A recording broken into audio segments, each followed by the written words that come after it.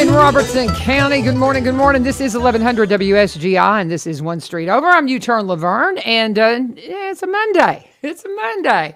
Get on out there, get ready. It's going to be a beautiful day. It's looking good. The weather, first part of the week looking great. As we get on into the weekend, there was some rain in the forecast. Hopefully that won't materialize. But, you know, right now you got several good days in front of you. And I hope you've got great plans for the weekend. Now, here's what we got going on today. We have got, Mark, can I get you to turn my little camera this way a little bit? Because we're trying to reset things. Anytime from, no, right there. My husband, Mark, is here helping me. You're going to have to physically move that one. There you go. Now we got it. Anyway, he's always the comedian. If you're watching the WSGI feed, he just, completely blanked out the camera there for a minute. What's going on today? We got Congressman John Rose coming in, or as I like to refer to him, Representative, United States House of Representatives, our representative for the 6th District, John Rose, the man who beat me in the election. Yes, he is the man who beat me in the election. Good guy. We got to be friends on the campaign trail. And so he'll be calling in at 7:30. Well, until then, I had reached out to a couple of different people to come in and talk to us about, I want to talk a little bit more about the primaries. That's something that I'm getting a lot of questions about. And I'm getting questions from people who are not happy about it more than anything. People who I really respect, and I respect their opinion. And I have some very strong thoughts about it as well. As I mentioned, I'm one of the ones who voted in favor of having primaries. So I'm going to talk a little bit more about that as we get on into the morning. But there's a couple of other things that I want to talk about as well. So, this is one of those dangerous moments where I don't have a guest for the first half hour, but we do have guests the rest of the week. I will reassure you tomorrow, Carrie Roberts is coming in. Donovan Hilton comes in then on Wednesday. Ace and Brian Timbermeyer on Thursday. I think I got Rachel Culver in here then on Friday. So just a lot of great guests coming up this week. But this morning for a few minutes, you got me.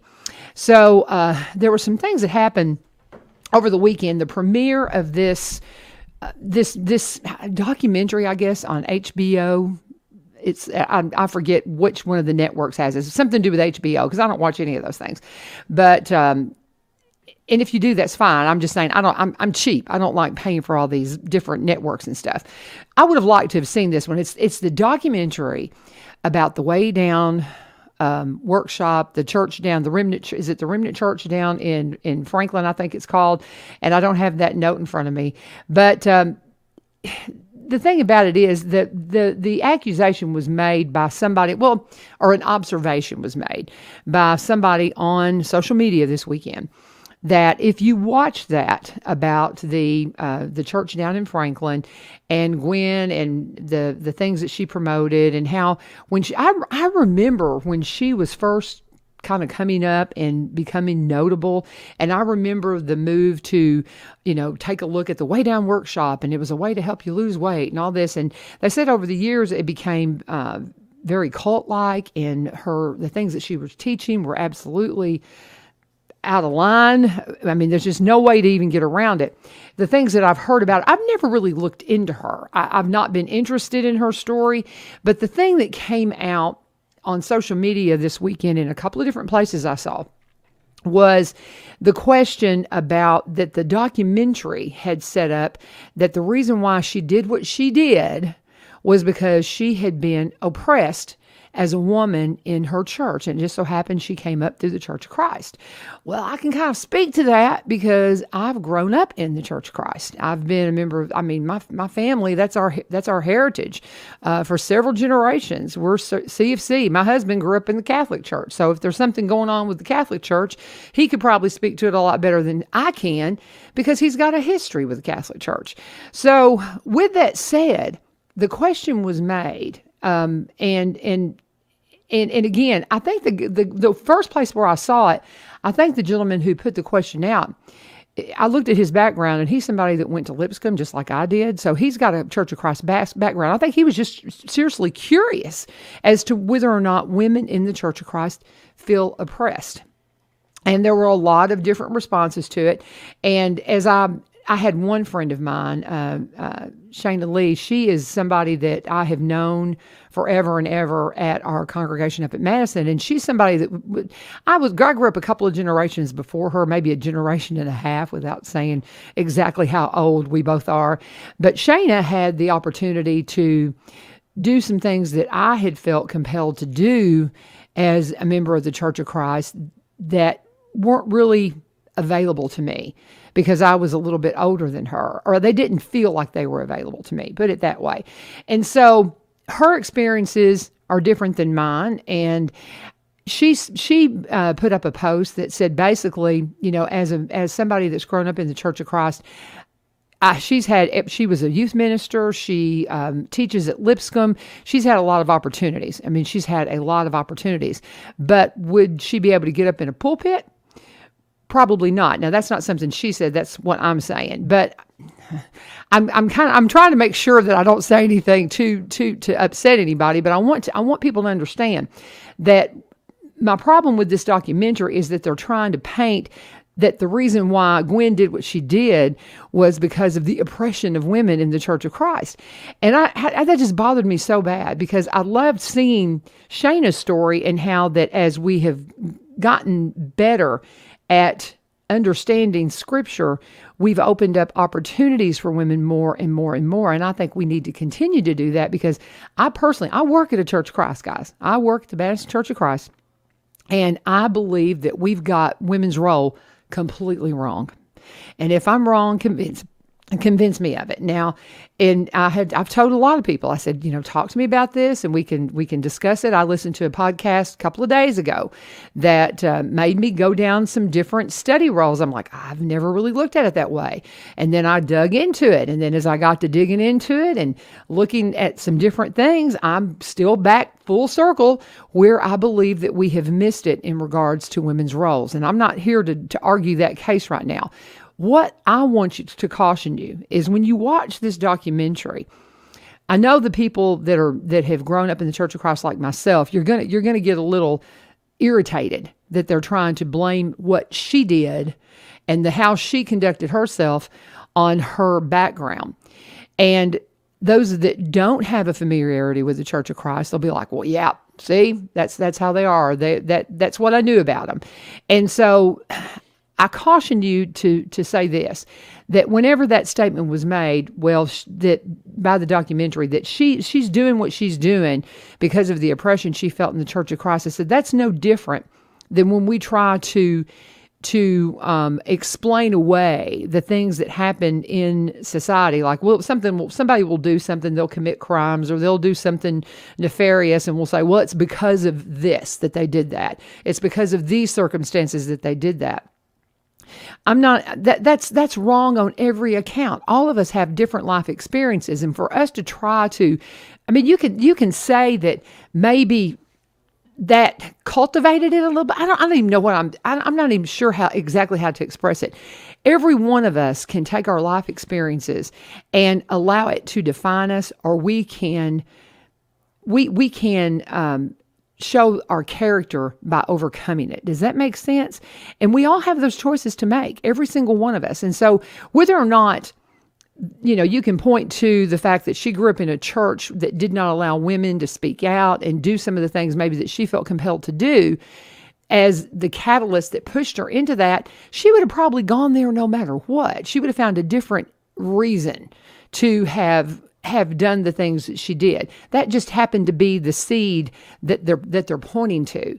And this notion that because of her oppression in the Church of Christ is the reason why she became what she did is just such a lie. And I hope, I know a lot of people are watching this because this is a big story with the plane crash and so many of them dying not that long ago. It was something that's in the news, and a lot of people are going to seek out this documentary.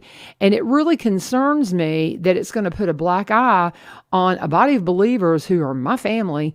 And whether I agree with everything that, we have as our theology, and my elders know very well where I stand on this stuff. We talk about it all the time, but they are the ones who lead our congregation, and I abide by what they say. And that's one thing that people don't really realize about the Church of Christ. Each one is independent of the other. We each have our own group of elders and deacons. We don't have some big board across the country that, says, well, you got to do this or you got to do that. Now, we do have, when you're there, if you're a member of the Church of Christ, there are some that are super conservative, and some will say, well, we're not going to go to this one and visit this one because we've heard they're more liberal. And so you have that kind of thing that goes on. But as far as anyone that says, well, you've got to do this and you've got to do that, it all happens within each individual congregation. And I think that's the way that it was meant to be. I think that you've got to work in each one of your communities, see what's going on. I think that's what the apostles did. I really do. I think they were going from, in my opinion, everything that I've studied, I believe that they were going from congregation to congregation, and they're going, okay, what's going on here? And then they would take and they would explain what they felt were recommendations that they needed to use in each individual congregation.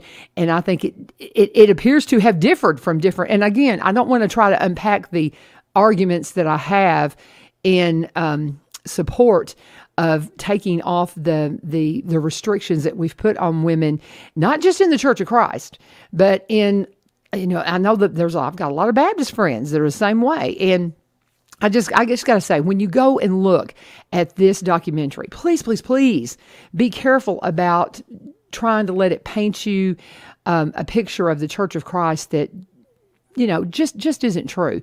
And again, that's just something that I felt very compelled to speak to, because I am a member of the Church of Christ, and I'm somebody that I'm allowed to think for myself, y'all. And I think that's something that a lot of people, when you're not a part of a group and you've just been told that it's this way or it's this way, and you've never had experiences being within that group. So my husband grew up Catholic. There's a lot of things I was told about the Catholic Church my whole life that not necessarily true. And it's been nice knowing somebody that grew up in that body of believers to understand it a little bit better. It's something whenever I was commenting to some things on the social media page about what had been said about whether or not the women of the Church of Christ feel oppressed, I said, one thing too is I think that word oppressed is a bit harsh, because I've got friends from Egypt. That they come from an area that they had to leave to have religious freedom. They are oppressed. What we have going on in the body of believers here in America and the different congregations, that's one thing for sure. If you can't come to a place of peace with those who you're worshiping with, you got other options. You can find another place to go and worship to where you and God can be what you need to be. And again, I just hope that if you watch that documentary, that you'll watch it with caution and with the understanding that unless you've been inside that body of believers, you don't know as much about it as you might think. And we're all just kind of working to get better each and every day. And one of these days we're going to unpack, some of the ideas and some of the things that I have studied in regards to women in the Church of Christ, and just the role of women in the church as a whole.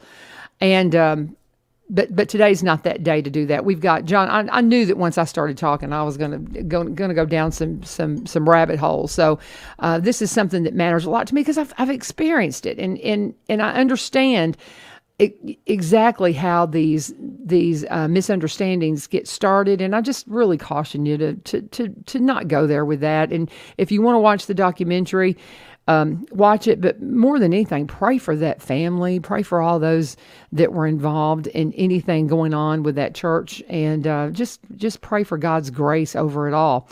But we're anticipating a call from Representative John Rose, Congressman John Rose. He'll be calling in here at the bottom of the hour at 7:30. A lot of things that we want to talk to him about.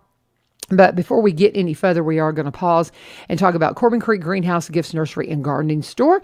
Open Monday through Saturday, 9 to 5. Sunday, they're open from 1 to 5, and they are your source for your fall decor. If you want to get some mums, get them, you can put them on your porch, enjoy them, and then you can get them in the ground before they get too dried out. You want to make sure and keep them watered, keep them alive so you can plant them and enjoy them as they're perennials. They'll come back. They'll come back year after year after year if you'll take care of them. And Amy can help you and walk you through how you can make sure that will happen. But again, they're open Monday through Saturday, 9 to 5, Sunday from 1 to 5. You can call them at 615-384-3185. 4920 Highway 161 is where they are located, and they are your source of CBD products. If you're somebody like myself that has some arthritis issues, maybe you have a hard time sleeping at night, well, you can talk to the Corbins about CBD and how it may be a real game changer for you and the things that you've got going on in your life. And it has really helped me with my arthritis.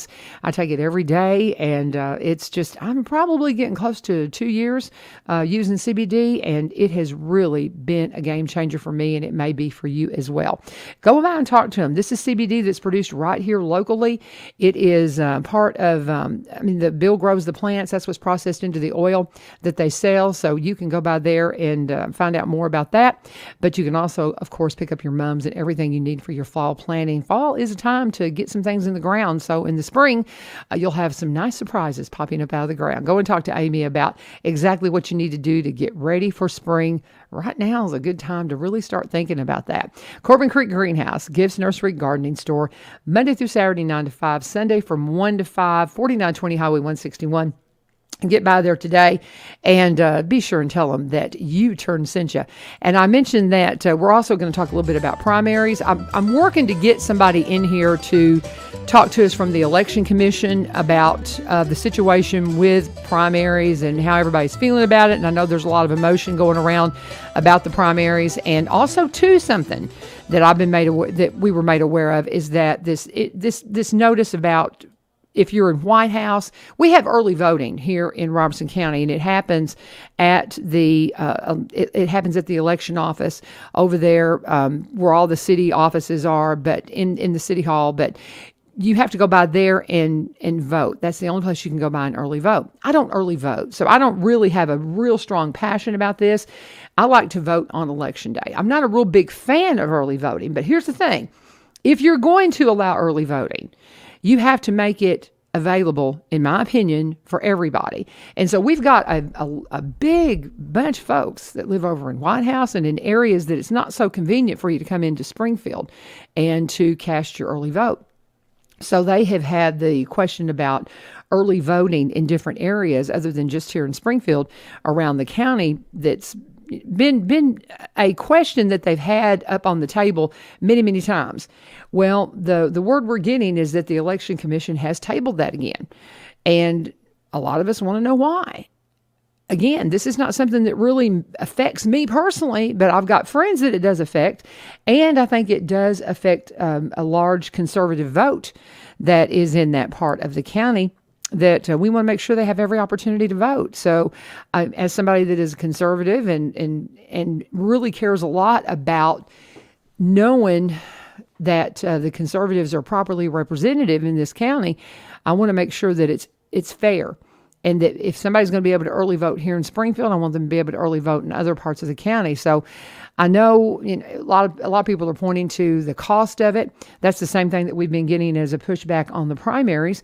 And again, I would really love to sit down. I've got to reach out to them and just talk to them. And I would love to see the numbers. Exactly what does it cost here and what does it cost there? But the bottom line is, I don't like the idea of the parties either. When I ran for Congress, I've said this many times on the air, when I ran for Congress, I felt a bit hypocritical because while I've always voted conservatively, I just didn't really like aligning with either of the parties because all you got to do is watch Washington and see some of the nonsense that comes across from both sides of the aisle and say, I don't want to have to deal with either one of you. But unfortunately, this is the corner we have painted ourselves in politically, that you have to pick a side. As much as I've got one of my kids, I was discussing with them last month, I guess, about the need to do something other than vote down party lines or to have only two parties that can be effective. And I love the idea of us having a different system, but this is what we got. And this is the only thing we've got to work with right now. So until we can get people in leadership that will work to fix this, and honestly, I am still convinced it's going to take term limits. It's going to take probably a convention of states to where we get to a point that we say as states, enough is enough. And if we're not willing to do that across the nation, I mean, then we're gonna get what you're seeing right now, and we're gonna be talking to Representative John Rose about what's happening on our southern border. It's incredible. It is. There was a couple of days last week that a couple of different checkpoints were completely unmanned. And so people have kind of thrown up their hands and just said, oh, well, what's going on with our leadership right now is breathtaking. But then it's also equally hard whenever you see what's going on and at the people who are supposed to be the conservative system. So we would rather not have to deal with that locally. The problem you have with that is that you have people that say, I'm a conservative, and they're not voting conservative. And if you're going to run on the Democrat ticket, if you're going to run on the Republican ticket, well, those parties have the right to come in and vet you and make sure that you're voting the way you're saying you're voting. And I need to know that. I need to know as a voter what you're really doing. Are you telling me you're a conservative, or are you really a conservative? Because if you're not, then that's going to change the way that I'm going to vote. And, you can tell me one thing, but until I really know how you're, pulling that ballot, that doesn't tell me a lot. And it matters so much, you guys. It matters so much at the core, because as you look at the way the election went across the country, state by state, the conservatives are in the majority when it comes to state-held legislatures and the governorships, and we expect that to pick up even more. But then we weren't able to properly count our votes in so many states that should not have been in question because of things that happened at the lower levels of our government. And that's where you've got to make sure that the people who say they are conservative, if that's what you're supporting. Now, if you're not a conservative, and if what I'm saying, you're like, I'm all for the liberal agenda and I like what's going on in the federal government, well, we'll get what we vote for. But I'm going to continue to fight with everything I can to make sure that conservative values are upheld, that people who I elect to conservative offices do the things that I hold to be important.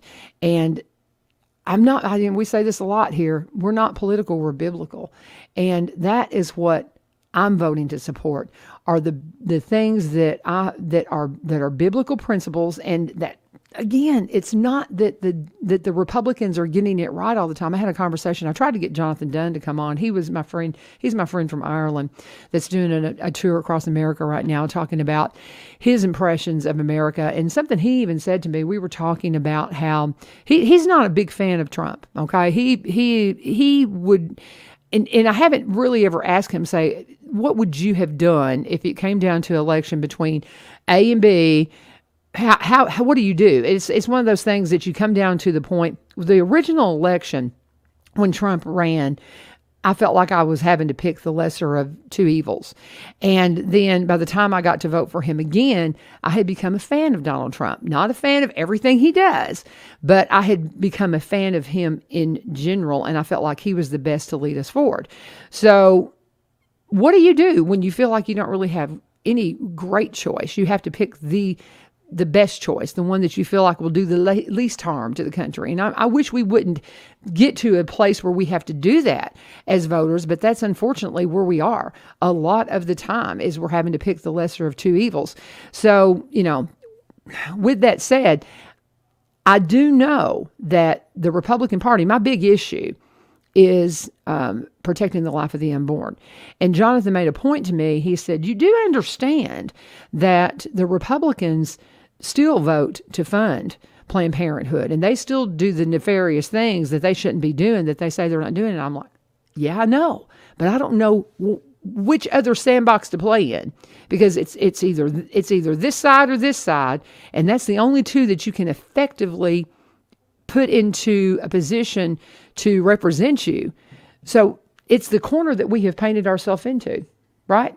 And my husband's going, okay, Laverne, that's enough. You need to wrap up this point. But with that said, I'm going to go ahead and do another ad. I'm going to try to get a couple of my ads in before we get John on the phone. We are waiting for John Rose, Representative John Rose, to give us a call and talk to us about things going on in Washington.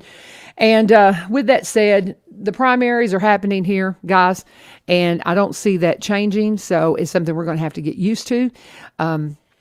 We can talk more about it. We're going to work to get some more folks in here to discuss it, but so far I haven't had any luck getting them in. And, it's just something different that we're going to have to get used to. But primaries are going to be happening in Robertson County across the board is the way it looks right now. At least that's what we voted for. And I believe that it's going to stick. So with that said, let's go ahead and talk about Barry and Rebecca Richards with the Exit Realty Garden Gate team, friends of mine, that if you're in anything to do with real estate right now, buying or selling, you need to make sure you have great representation on either side of the table. If you are a buyer, you got to get pre-qualified. You got to get pre-qualified and make sure that when you come to the table, you know exactly how much house you can buy, and you need to look and see if you've got a little bit of reserve to where you can sweeten the deal when it comes to the end and somebody says, well, I'll pay you that, but I'll also throw another $5,000, $10,000 in there. And you got to make sure that you're ready to deal with that, because that's the way it's happening here in our area, because people want to come here and they are really, it's a different world that we're dealing with here in the real estate market. Now, on the buying side, Rebecca's got you covered there because she has been at this a long time, one of the first in the area to be a seniors real estate specialist. But on the selling side, one of the biggest things you've got to make sure of is that people know your property is for sale, because you're not going to get people fighting over your property if they don't know it's out there. Barry is a marketer. He came out of a marketing background, was a vice president of a marketing company in Nashville. So he's always been there to help Rebecca, but he went full-time with real estate a few years ago. And as he comes to the table, he is going to make sure that everybody knows your property is for sale. He's a Zillow certified photographer, so that gets you up on realtor.com. He's a licensed and insured drone pilot, does a 360-degree virtual reality home tour. People can walk through your house without having to walk through the house. They're the whole package. And they are Barry and Rebecca Richards with the Exit Realty Garden Gate team. You can connect with them at sellwithbecky.com, sellwithbecky.com, or buy, B-U-Y, robertsoncounty.com. And when you get in touch with them, please tell them that U-Turn sent you. And just a few more minutes here, and we'll be hearing from John Rose. He'll be calling in to talk to us about all the things going on, all the nonsense up in Washington. I'm going to talk to him a lot probably about the border. That's one thing that I mentioned to him. And, also too, some of the conversations that have been had about parents and their rights in regards to what's being taught to their children, and how some are in some school boards. We don't have, we're so spoiled here in Robertson County. We are so blessed that we have got great leadership that is keeping our schools in check, and we appreciate that so very, very much. They are on fall break, by the way, this week. Your crossing guard for Coopertown is sitting here beside me, so that's not an issue this morning. You don't have to deal with the school zones, but we're going to be talking to John about a lot of those things, and he'll be calling us here in just a few minutes. But we do appreciate you joining us here at 1100 WSGI. If you have any questions for Representative John Rose, please be sure and send them in. But again, my thoughts today, just a couple of things that were on my mind. I'm very concerned about how people are feeling about the primaries. I hope they'll just take a breath and go, okay, this is new. This is what we're doing. And we need to know. We need to know who you are. And I hate that you have to hang your hat with one party or the other to show that. But that's the game that we're playing right now. That's the way it works. And if you want to be effective politically, you gotta pick a side, unfortunately. And so until we can make that better, maybe get a convention of states and get some term limits and things like that, that's what we're going to be dealing with. So I do encourage you to talk to us. If the executive committee of the Republican Party, we did vote, I know the Democrats did too, in favor of primaries. So if you want to talk to us about it, we're absolutely, willing to discuss it with you. But we've already voted on it. So get ready. We're going to have primaries here in Robertson County, and I don't see any of that changing. And I do want to encourage our election commission to take off the table the notion of not opening up satellite voting in other areas, because if we're going to have early voting, I truly believe that you need to make that available to everyone and not just the folks here in Springfield. Make that convenient for everyone and not just here in Springfield. And we will continue to have that conversation as we move forward until we can get that satellite voting opened up for other areas around Robertson County. But again, as we are waiting to hear from John Rose, I hope that you will stay with us. John's been doing a really good job. I know he just celebrated a big birthday. Guy turned 4 over the weekend. And he's, it's really interesting. I know that he has a passion for what he does because he's got little kids that are growing up. And here's John right now. Call from. John, are you there? Are you with us? Good morning. Good morning. How you doing? I'm well. I was just talking about Guy's birthday. Did we have a big birthday party this weekend? We did. We had one yesterday. Yeah. We had a big time. Well, and as I was waiting for your call to come in, I said, one of the reasons why I know that you care about what you're doing is because you got those 2 little guys coming along, and you want to, leave the country. Love to say better. It's going to be really hard because, my goodness, it's in a mess. But you certainly want to fight to leave them the country as best they can, right? That's right. Yeah. That's right. So you got 2 precious little ones there. So how is the family? Everybody good? Everybody is good. Everybody is good. Are we on? We're on. That's one thing. I don't have a call screener. You call any other radio station, and you're going to. We're just a little old Robertson County up here. Even though we are worldwide, thanks to Ebenezer Broadcasting, they go out. You can listen to it anywhere via the app or going on the website, the WSGI app or website, and you can hear it anywhere. But, yeah, we don't have a call screener. So when you call in, you are straight live on the air, sir. Very good. All right. Good morning. Well, good morning to you and to all of our listeners out here in Robertson County. But as we get ready to kind of, talk about what's going on, where are you this morning? Are you in Washington or are you still here? I'm in Tennessee this Okay. morning and planning, unless they change something, we're going back tomorrow. Okay. To vote on the emergency temporary extension of the debt limit. That just makes me sick. How about you? Doesn't it just make you sick? That this is where we are. It's incredible. I can't imagine how frustrating it must be. I just can't. Well, it does. Obviously the issue of the debt limit's kind of, unfortunately complicated issue, but the Democrats are, obviously what they want to do is they want a blank check, and I'm not going to sign a blank check for them. This temporary extension doesn't, it just kind of kicks the can down the road a couple of months. So I don't know yet, what's likely to happen. I suspect it will pass on a purely partisan basis like it did over on the Senate side ultimately. But what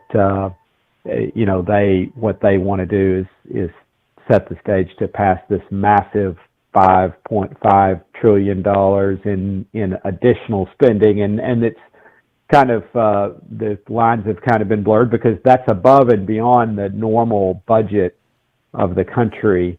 And people need to keep that in mind. This is extraordinary spending above and beyond what the government spends on a normal basis. And as I said to the Treasury Secretary Janet Yellen last week in testimony before our Financial Services Committee, I said, we pay our bills as Americans. We believe in paying our bills, and this is not about that. This is about not giving socialists a blank check to change our country. Mm-hmm. And if we were just talking about putting in place provisions to pay the bills that we've already incurred as Americans or will incur in the normal operation of our government, I think Republicans would be, and certainly I would be ready to do that. But, obviously we want to see the government be frugal and we want to cut spending and ultimately get our budget under control. But we but I'm not going to sign a blank check. My dad taught me not to sign blank checks. I'm sure yours did too. Oh yes,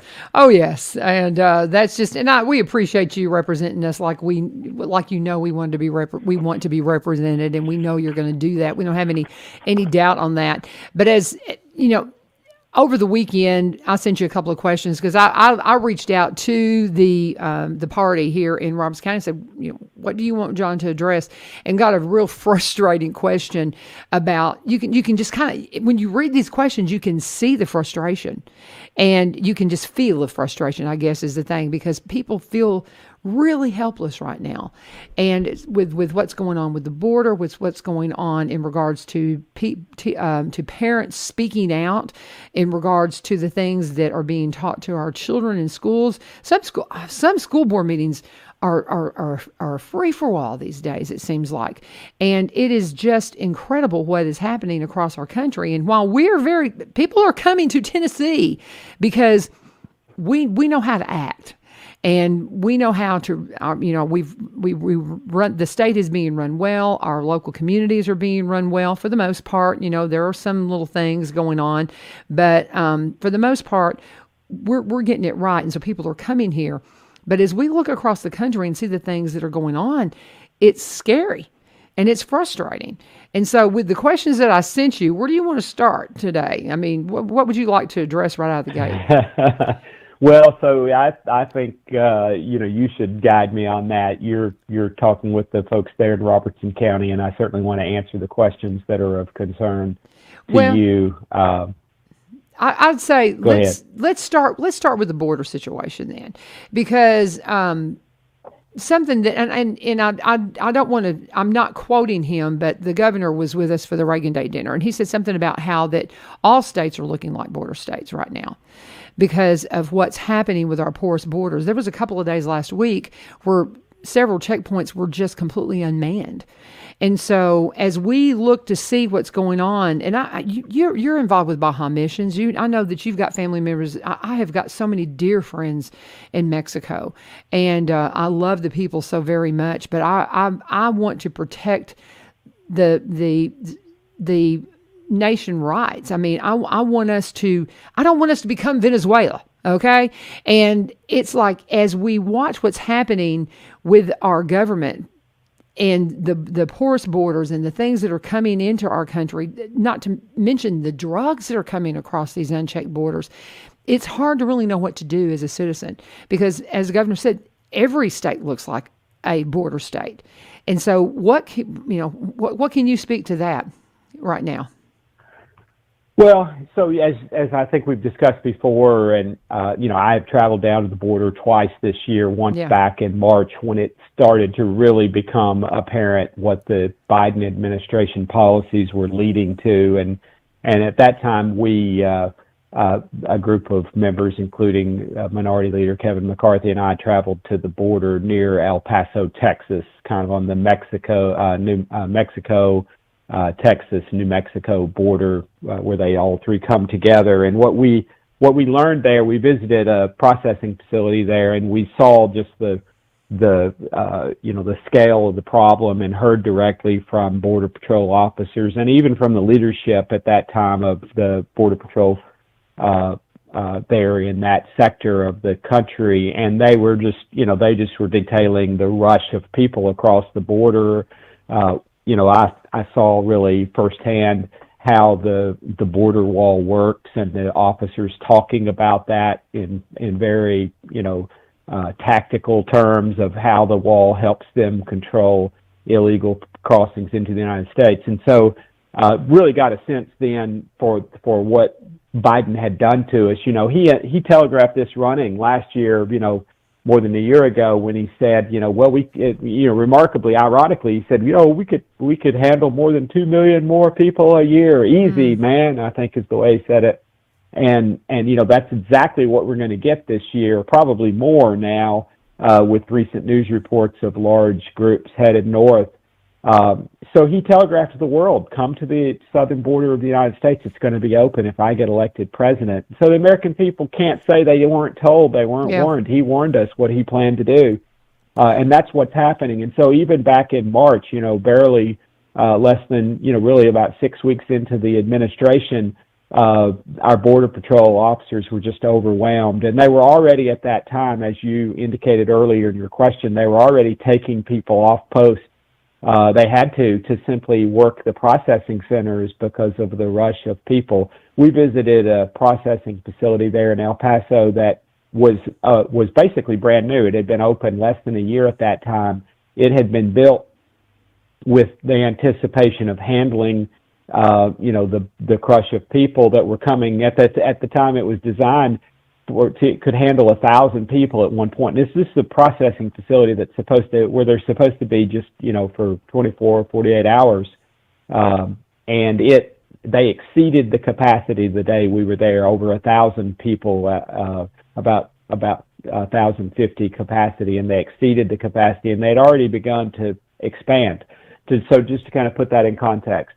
Then I went back to the border because, of course, it just got worse throughout the spring as more and more people were coming and more people were learning that they should come and that they were going to be allowed into the country. And so I visited down in the southern tip of Texas, the Brownsville area, in late June with the former president. President Trump was there, and the Texas governor, Greg Abbott, and we visited the border there.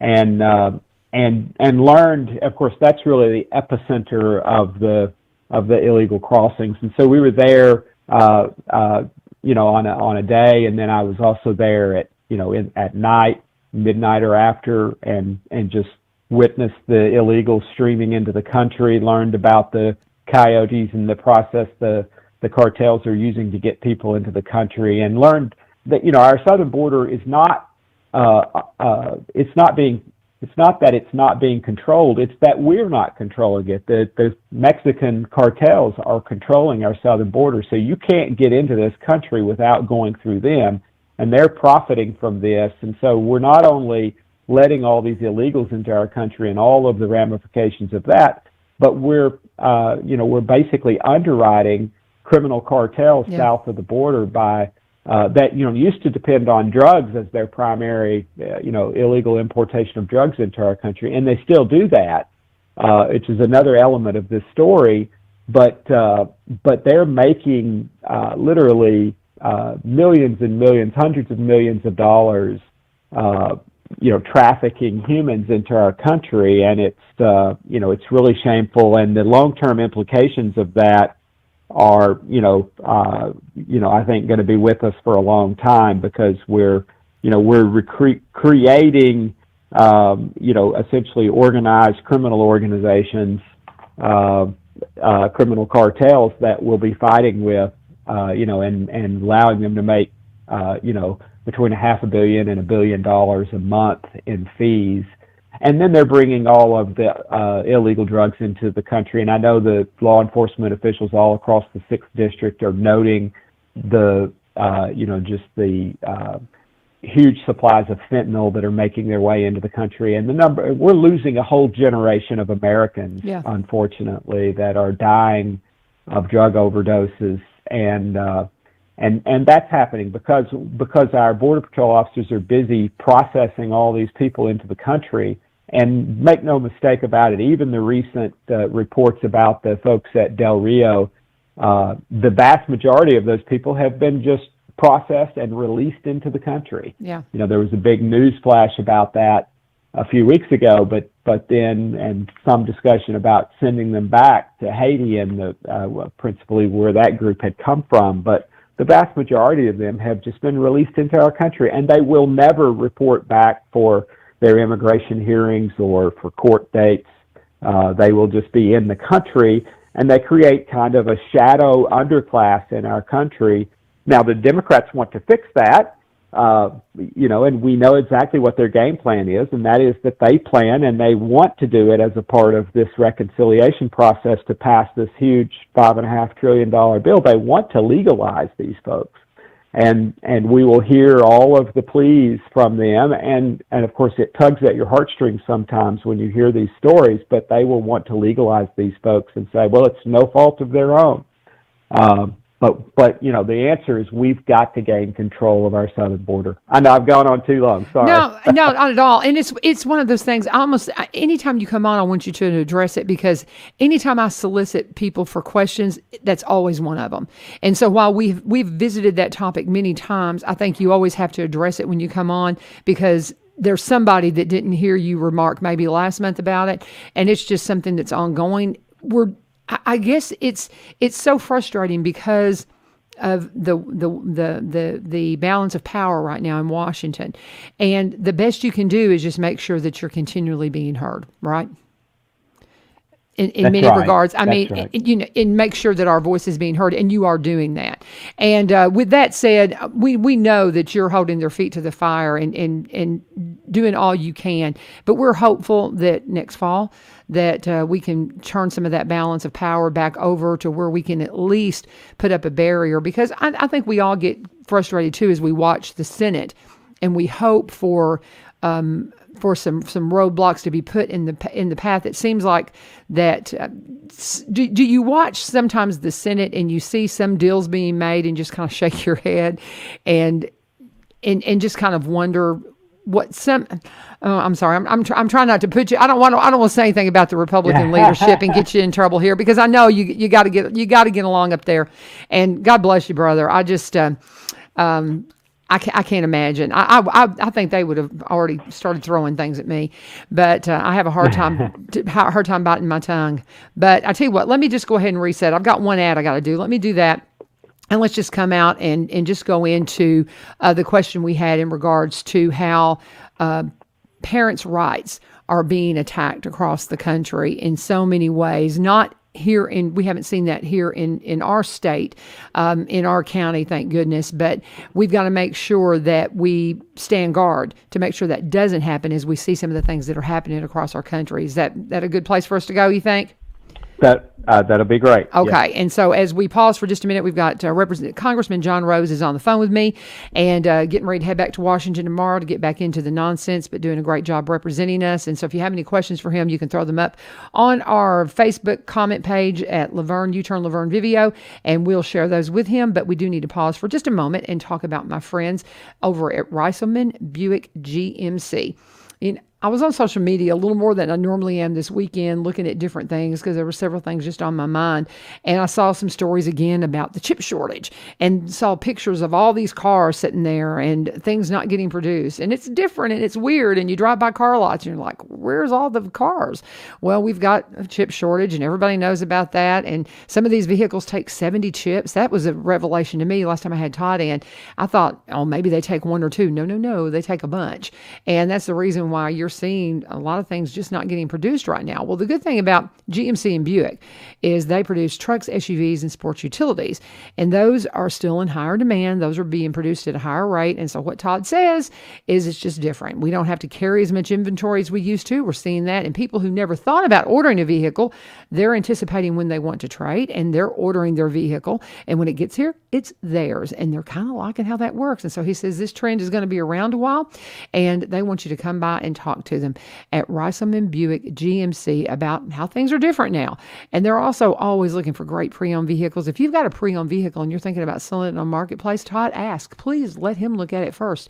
And he can probably make you a great deal on it, especially if you've got something that they can certify pre-owned that goes through a multi-point inspection, or something that has low miles on it and it's still got some factory warranty on it. They love those and would love to talk to you if you've got something like that for sale. They've got a service department to back up all of that warranty coverage, and the service department's open every single day that the dealership is open. Their hours vary from the dealership, but if you want to know more, you can go to ReiselmanBuickGMC.com. Remember, they have leasing and financing options available. You can even start the application process online. You can call them at 615-384-3559, 615-384-3559, Reiselman Buick GMC, friends of our program and friends of mine. Be sure and talk to them and tell them U-Turn sent you. Congressman John Rose is in the house via phone and going to be heading to Washington tomorrow to deal with the craziness. But as I anticipate him coming in, and because we're kind of in a weird time right now in Washington, and you can do all that you can do, and there's just so much you can do because of the balance of power right now. So as people are dealing with what we're dealing with in the country, and we're watching across as we're watching across communities in the U.S. and we're seeing some of the things that are happening. The question is, are there talks in Washington about parental rights and trying to restrict parental rights? Because we're seeing some of the things that are coming down that really are disturbing. And with you having two little kids, I can't imagine how you would feel if somebody tried to tell you you didn't have a right to make sure those little boys heard what you as the parent, as you and Chelsea as parents, want them to understand. And you are that final line. You get to say what your kids are exposed to. And across the country, we're seeing school boards saying, no, we know better than you. How do you address that? And is there anything you can do there in Washington to stand up and say, we've got to fix this. We've got to be more respectful of parents and make sure that this isn't going to be a trend across the country? Well, I think advocating, calling attention to the issue is obviously one of those things always, and being kind of a sentinel or watchdog, if you will, for what crazy policies are coming out of Washington. But before I go too far down that path, I will say I firmly believe, and I know you agree, and I know most of the listeners agree, that education decisions should be made at the local level, and not even really primarily at the state level, in my opinion, although certainly states have a role. Amen. I don't think the federal government has really any should have any significant role at all. And so, seeing policies advanced at the, liberal U.S. Department of Education or coming out of the Biden administration that would tend to stifle the opportunity for local, advocates and parents to fight for their children and fight for what their school systems should be like, I think is critical, and so we need to maintain that control at the local level, and we frankly need to get the federal government out of these decisions to the greatest degree possible, and that means almost entirely, in my opinion, if not entirely. So then let's talk about what's happening. Obviously, we see several things that have happened in recent days, probably flashpoints that are worth mentioning. We've heard the longtime Democratic operative Terry McAuliffe, who happens to be running for governor in Virginia. He's already served once as governor in Virginia, but you can't serve consecutive terms as governor of Virginia, but you can come back and serve subsequent terms. And so he's running again, and he was quoted recently as saying that he didn't believe that parents should have any say in what their teachers teach their children, which I think is just a kind of a snapshot of what the Democratic Party, I think, of where they are nationally, and is, I think, just 100%, 180 degrees opposite of what we all think. And it'll be interesting to see the impact that has. But I think that's just become a kind of the billboard, if you were, headline for what the Democratic Party seems to be, where they seem to be. And then following suit with that, probably we've heard just this last week that the Biden Justice Department, his Attorney General, has said that he's going to authorize investigations of these quote unquote domestic terrorist groups that are bothering school boards. And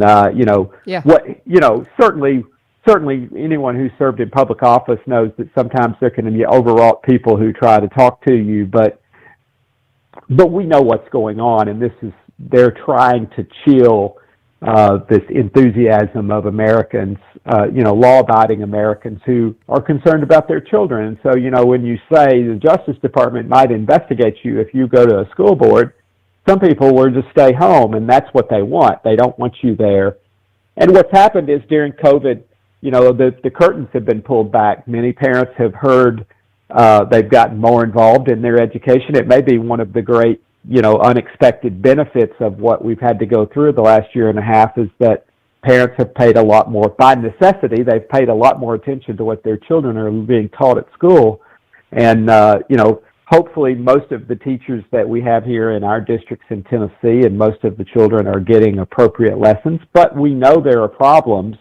And, with our textbooks, with curricula, with, just the agendas that we've seen pushed down from the federal level, including things like critical race theory, which is very real. The left would have you believe it's not real, but that agenda is very real, and it's nothing more than teaching racism in its essence. And this country's fought hard to free itself of racism, and the last thing we want to do is to see the Democratic Party bring racism back under some new name that they find more appropriate.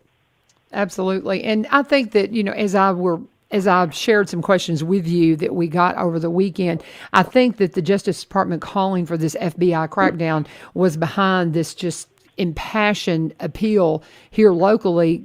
Please don't let that show up here.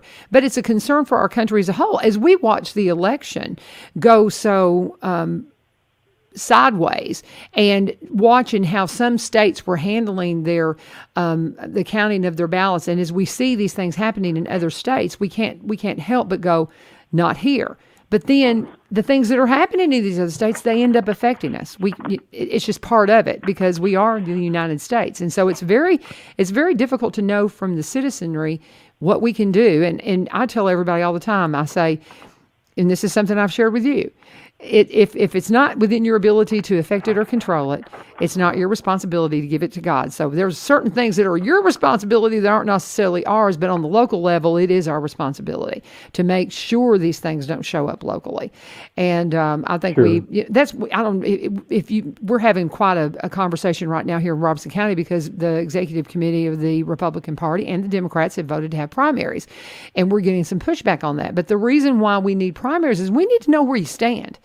And while I wish that we had something better than, the left or the right, that's what we've got. And so you've got to work with one or the other. That's the only way you can get anything done in this country right now. And we got to know where you stand. We got to know where you stand. So things like that are going on at some of these school boards across the country and some of the things that are happening in our communities don't happen here. Would that be a fair assessment? I'm not going to make you know what I mean? I think so. I mean, obviously change is difficult to accept sometimes, right. and local institutions, I understand that, and people, I think we've all at one point or another been annoyed when we go to vote and we have to choose between voting in the Democratic primary or the Republican primary. Anybody who's lived in Tennessee for more than, say, 20 years has felt that frustration because, we've been through a major transition in our state when the majority of candidates in most counties in Tennessee used to be Democratic candidates, and if you wanted to vote for your friends and neighbors and people who you'd grown up with and knew and trusted, then sometimes they were running as Democrats, and there's been a major change there. And so because that was the way Tennessee was historically, lots of our counties did not have historically not had primaries. Mm-hmm. And because, everybody, let's face it, in this state, the vast majority of people that ran for office were Democrats years ago, and most of us at one point or another have voted for Democratic candidates in this state, but their party has left them and has gone, headlong toward progressivism or socialism. Some people would even say communism, and the radical, social agenda that the Democratic Party is advancing is just an anathema to our fundamental core Tennessee values in so many cases. And that's not to say that there aren't still probably some good people who identify themselves as Democratic Party members or have, still clinging to the old values that they identify with as being Democratic, but that's not what's happening at the national level, and I see that firsthand every day. And those folks, what we might call blue dog Tennessee Democrats, conservative Democrats that we grew up among here in Tennessee, and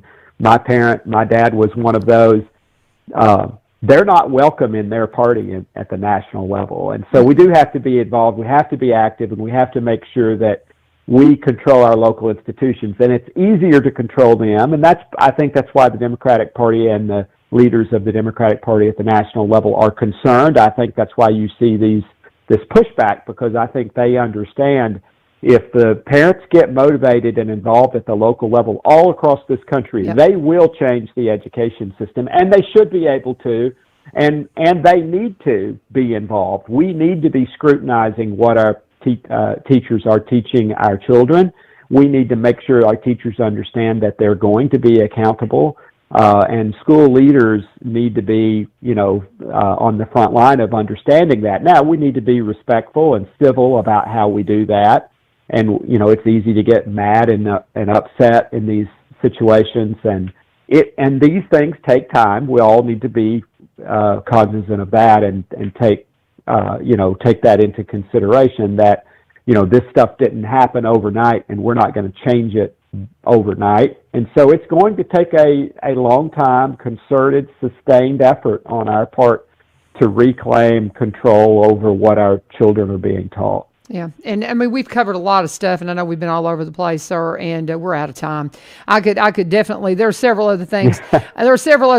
That we could talk about. And again, I'll send these to you in an email. I had some other questions that came up.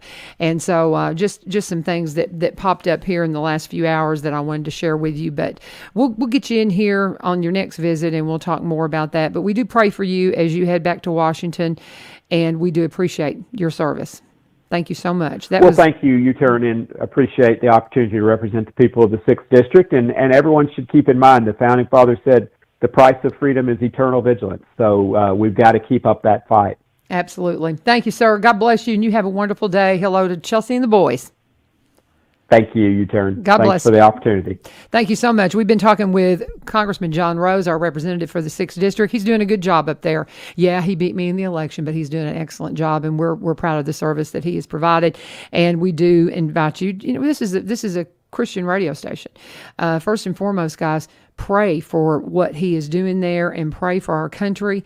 And that's where we change the game, as we remember who we are and whose we are, and never forget to start out first and foremost in everything we do, praying to the Father for guidance and again, his direction. I hope you have a wonderful day. This is 1100 WSGI. Be sure and join us tomorrow, because we're going to be hearing from our state senator.